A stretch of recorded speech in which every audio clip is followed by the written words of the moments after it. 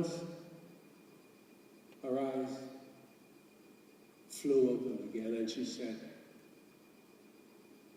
"Don't worry about your son.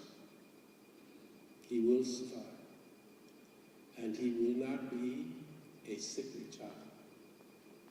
He will grow up to be..." She paused and didn't finish the thought, but went on instead to say, "He will travel to most of the corners of the earth. He will walk with kings. He will be rich and famous. Your name will be carried all over the world. You must not worry about that child." I really can't really get down unless I come to you with the totality of myself. And the question has to be answered within that frame. I have missed many opportunities to be a better person. I do regret that, and I keep it in mind. How I would have responded if I had another chance, maybe I'd change a little bit. Now, if you let anybody peek at that, I am gonna come find you, girl.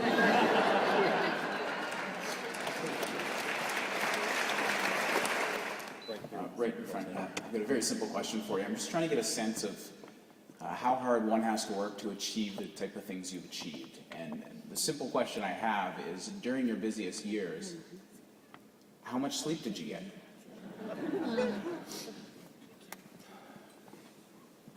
I didn't expect from you an embarrassing question like that. How much sleep did I get? You know, I wasn't always an actor with some degree of success.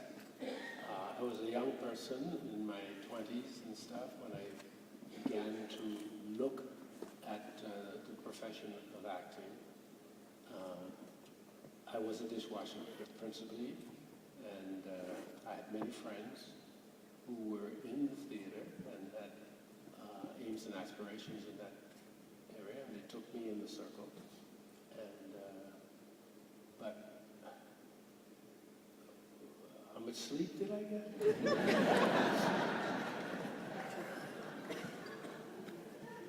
You got another question coming at me, John. No. I get a lot of sleep, especially since I'm 84 years old. Democracy is very tough, and it requires that you don't play around with it. You nurture it. You have to nurture it. That is my feeling.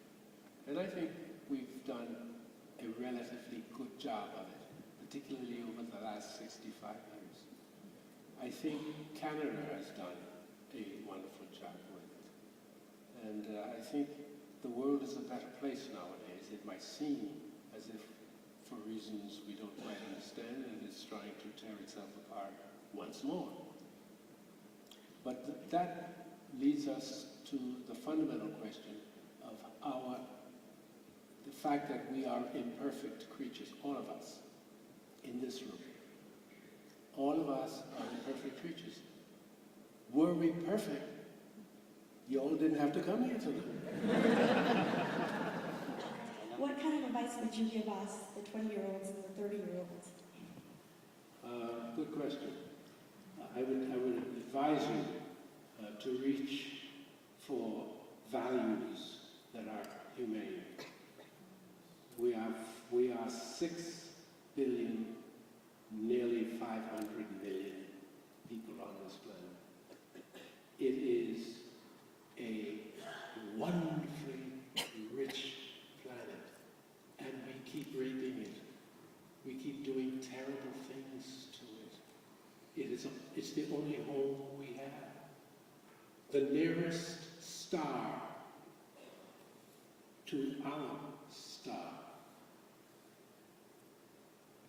would require you traveling at the speed of 186,000 miles per second for 4 years. Therefore, what we need to do is to pull ourselves together as a family and decide where we want to go. And let it be democratic in the determination. If the majority say we go this way, then we should go that way. Once the majority says, let's go that way. Well, the truth of the matter is, there are some very fine young actors who could do it. But if I were to say the guy that I most am impressed with, you've heard him on screen, Morgan Freeman.